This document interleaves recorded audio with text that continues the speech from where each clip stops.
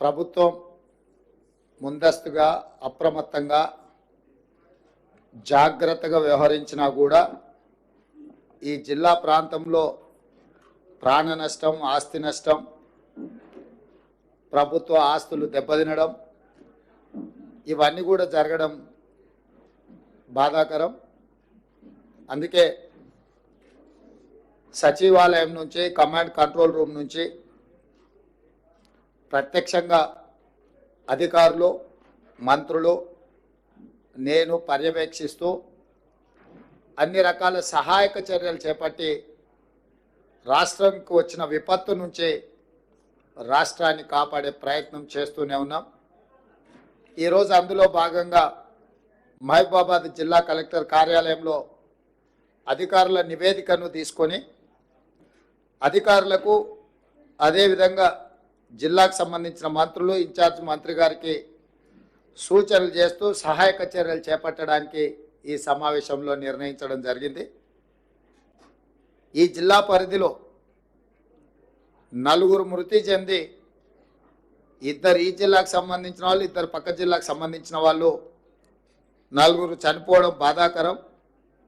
అదేవిధంగా రోడ్లు కూడా డ్యామేజ్ అయినాయి, 8 రోడ్లు, అదేవిధంగా ట్యాంకులు, అదేవిధంగా పంచాయతీరాజ్కు సంబంధించిన రోడ్లు, నేషనల్ హైవేస్కు సంబంధించిన రోడ్లు, అదేవిధంగా క్రాప్ డ్యామేజ్ దాదాపుగా పంటల నష్టం 27,639 ఎకరాలు, దాదాపుగా 30,000 ఎకరాల పంట నష్టం.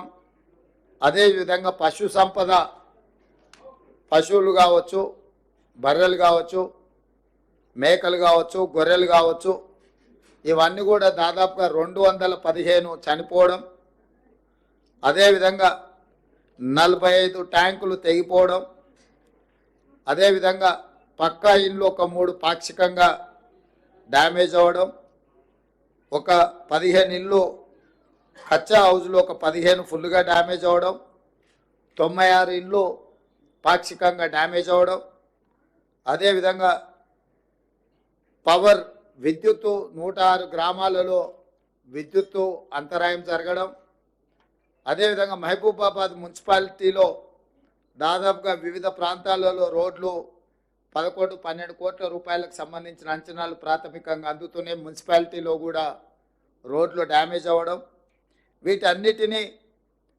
ప్రభుత్వం పర్యవేక్షిస్తూ రిలీఫ్ సెంటర్స్ని 7 ప్రారంభించి దాదాపుగా 680 మందికి భోజన వసతులు, ఇతర సహాయక చర్యలు రాష్ట్ర ప్రభుత్వం చేపట్టింది.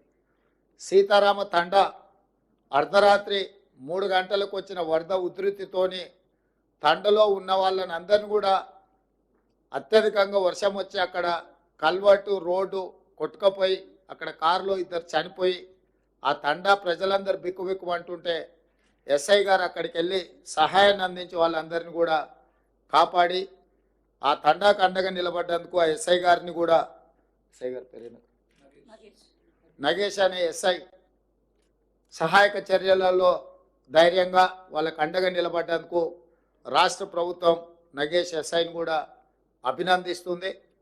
ముఖ్యంగా రెవెన్యూ సిబ్బంది, పోలీస్ సిబ్బంది నిరంతరం అహర్నిశలు పనిచేయడము, అప్రమత్తంగా ఉండడము, ప్రజలకు సహాయక చర్యలు చేపట్టడం వల్ల ఈ జిల్లాలో పరిస్థితులు అదుపులోకి వచ్చినాయి. తక్కువ ప్రాణ నష్టం, తక్కువ ఆస్తి నష్టం జరిగింది. అందుకే రెవెన్యూ అదేవిధంగా పోలీస్ అధికారులను, సిబ్బందిని నేను అభినందిస్తున్నా. అదే సమయంలో చనిపోయిన కుటుంబాలకు, ప్రతి కుటుంబానికి, చనిపోయిన ప్రతి వ్యక్తికి 5 లక్షల రూపాయల నష్టపరిహారం ఇవ్వాలి అని ఈరోజు ప్రభుత్వం నిర్ణయం తీసుకున్నది. నేను కలెక్టర్ గారికి, ఇన్ఛార్జ్ మినిస్టర్ గారికి ఆదేశాలు ఇస్తున్నా. తక్షణమే ఆ కుటుంబాలకు ఆ సహాయక చర్యలు అందించే విధంగా చేపట్టాలి. అదేవిధంగా కారేపల్లికి సంబంధించిన ఒక సైంటిస్ట్ వాళ్ళ తండ్రి చనిపోవడం, ఆ కుటుంబాన్ని నేను ప్రత్యక్షంగా ఇప్పుడు పరామర్శించి వాళ్ళ ఇల్లు కూడా కట్టుకునే పరిస్థితి లేదు, ఆ కుటుంబానికి ఇందిరమ్మ ఇల్లు ఒకటి మంజూరు చేయమని కూడా అధికారులకు అదేవిధంగా మంత్రి గారికి సూచన చేయడం జరిగింది. ఇక్కడ 3 తండాలు మర్పెడ మండలానికి సంబంధించి 3 తండాలు ఎప్పుడు అధిక వర్షం వచ్చినా దాని ప్రభావానికి లోనవుతున్నాయి. కాబట్టి కలెక్టర్ గారికి నేను ఆదేశాలు ఇస్తున్నా, ఆ 3 తండాలను సురక్షితమైన ప్రాంతానికి తరలించి ఒక కాలనీని తయారు చేసి ఒకే దగ్గర వాళ్ళందరికీ ఇండ్ల పట్టాలు ఇవ్వడమే కాకుండా వాళ్ళందరికీ ఇందిరమ్మ ఇండ్లు ఇచ్చి ఒక మంచి కాలనీని ఒక ఆదర్శ కాలనీగా తీర్చిదిద్ది వాళ్ళకి అన్ని మౌలిక వసతులు ఏర్పాటు చేసే విధంగా ప్రతిపాదనలు తీసుకొని వచ్చి జిల్లా మంత్రులు ఇన్ఛార్జ్ మంత్రి గారి ద్వారా ప్రభుత్వం అనుమతి తీసుకొని తక్షణమే ఆ పనులను చేపట్టాల్సిందిగా నేను సూచన చేస్తున్నా. దాని మీద కూడా నివేదికలు తయారు చేసుకోవాలి. అదేవిధంగా ఈ పశు సంపద ఏదైతే చనిపోయిందో పశువులకు 50,000 రూపాయలు మనం ఇస్తున్నాం నష్టపరిహారం, గొర్రెలకు మేకలకు 5,000 రూపాయలు నష్టపరిహారం ఇస్తున్నాము. తక్షణమే ఆ నష్టపరిహారాన్ని కూడా అంచనా వేసి అగ్రికల్చర్ అండ్ రెవెన్యూ సిబ్బంది వాళ్ళు వెళ్ళి ఈ నష్టాన్ని కూడా ఏం జరిగిందో యానిమల్ హస్బెండరీ డిపార్ట్మెంట్ను కూడా ఇన్వాల్వ్ చేసి ఈ నివేదికలు తయారు చేసి వాళ్ళకి నష్టపరిహారం ఇవ్వండి. అదేవిధంగా దాదాపుగా 30,000 ఎకరాల పంట నష్టం అంటున్నారు. అగ్రికల్చర్ సిబ్బందిని కూడా గ్రామాలకు వెళ్ళి ఇంకా ఏమైనా అధికంగా ఉందా, ప్రజలకు ఏం నష్టం జరిగింది, రైతులకు తక్షణమే చూసి ప్రతి ఎకరాకు 10,000 రూపాయల నష్టపరిహారానికి ప్రతిపాదనలు పంపించి తక్షణమే సహాయక చర్యలను కూడా చేపట్టండి. అదేవిధంగా ఇప్పుడు ఈ రోడ్లకు సంబంధించి కానీ హౌజెస్కు సంబంధించి కానీ ప్రధానమంత్రి ఆవాస్ యోజన కింద ఇట్లా ప్రమాదాలు జరిగినప్పుడు ఈ ఇండ్లు పోతే కేంద్ర ప్రభుత్వం నుంచి కూడా మనము నష్ట సహాయాన్ని వాళ్ళకు సహకారం అందించడానికి నివేదికలు పంపించవచ్చు. కేంద్ర ప్రభుత్వం నుంచి కూడా ఏమేమి మనము నష్టపరిహారం దీనికి పొందవచ్చో నివేదికలు తయారు చేయండి. కేంద్ర ప్రభుత్వానికి కూడా నివేదించడానికి మనం నిన్ననే ప్రధానమంత్రి గారికి లేఖ రాష్ట్రము తెలంగాణ రాష్ట్రంలో వచ్చిన ఈ ఉపద్రవము జాతీయ విపత్తుగా ప్రకటించాలి. తక్షణమే 5,438 కోట్ల రూపాయల నష్టం జరిగిందని తాత్కాలిక అంచనా రాష్ట్ర ప్రభుత్వ యంత్రాంగం అంచనా వేసిండ్రు. ఈ అంచనాను పరిగణలోకి తీసుకొని 2,000 కోట్ల రూపాయలు తక్షణమే తెలంగాణ రాష్ట్రానికి విడుదల చేయండి. అదేవిధంగా ఈ తెలంగాణ రాష్ట్రంలో జరిగిన నష్టాన్ని, ప్రాణ నష్టాన్ని, ఆస్తి నష్టాన్ని చూడడానికి ప్రధానమంత్రి గారిని కూడా ఆహ్వానించడం. ఎందుకంటే ప్రధానమంత్రి గారు ప్రత్యక్షంగా తెలంగాణ రాష్ట్రంలో జరిగిన నష్టాన్ని పరిశీలిస్తే వారు అధికంగా నిధులు ఇచ్చే తెలంగాణ రాష్ట్రాన్ని ఆదుకోవడానికి అవకాశం ఉంటుంది. కాబట్టి తెలంగాణ రాష్ట్ర ప్రభుత్వం తరఫున ప్రధానమంత్రి గారిని కూడా మనం ఆహ్వానించడం జరిగింది.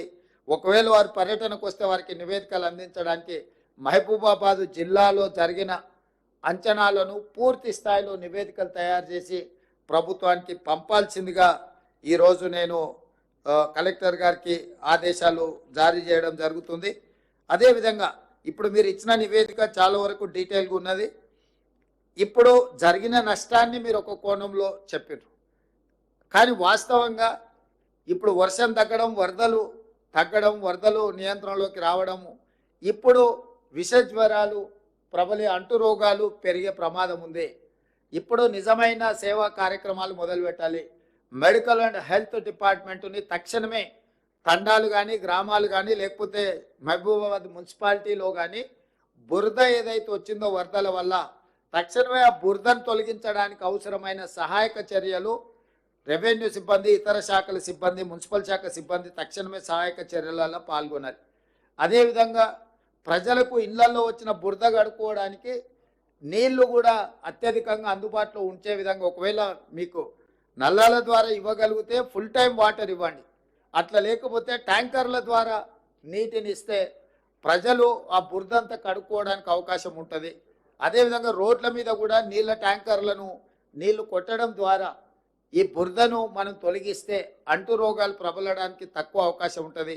ఈ క్లీన్ చేసిన తర్వాత బ్లీచింగ్ పౌడర్ కానీ దోమలు రాకుండా దోమల నివారణ చర్యలు ఏమేమి తీసుకోవాలనో సంబంధిత శాఖ అధికారులను, medical and health and municipal శాఖకు సంబంధించిన అధికారులను కూడా అప్రమత్తం చేసి ఇతర ప్రాంతాల నుంచి ఎవరైనా అధికారులు ఉంటే కూడా అవసరమైతే అత్యవసరంగా ఇటు వాళ్ళని తెచ్చుకొని వాళ్ళని కూడా మీరు వినియోగించుకొని ఈ సహాయక చర్యలలో కూడా మీరు పాల్గొనాలి.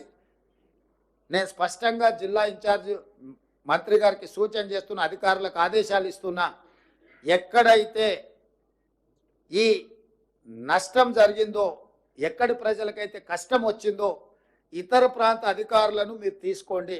పోలీస్ సిబ్బంది కూడా నేను సూచన చేస్తున్నా, ఇతర పోలీస్ స్టేషన్లలో ఉన్న సిబ్బందిని కొంతమేరకు ఐజీ గారికి కూడా నేను ఆదేశాలు ఇస్తున్నా. మీరు అవసరమైన మేరకు పోలీసులను అంటే అత్యవసరంగా ఏమైనా అవసరమైతే వాళ్ళని డిప్లాయ్ చేసి ప్రజలకు కంప్లీట్గా అందుబాటులో ఉండి వాళ్లకు సహాయక చర్యలు చేపట్టడానికి అవసరమైన సహకారాన్ని రెవెన్యూ డిపార్ట్మెంట్తో కోఆర్డినేట్ చేసుకుంటూ లోకల్గా మీరు పర్యవేక్షించాల్సిన అవసరం ఉన్నది. దాని మీద కూడా మీరు ప్రత్యేకంగా దృష్టి పెట్టండి.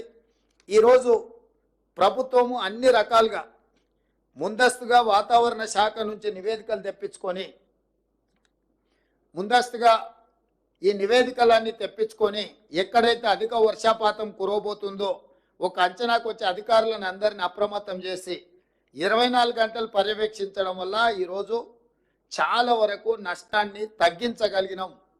100% మనం నివారించాలని అనుకున్న ప్రకృతి ఊహించని విధంగా చేసిన దాడితోని కొంత నష్టం జరిగింది.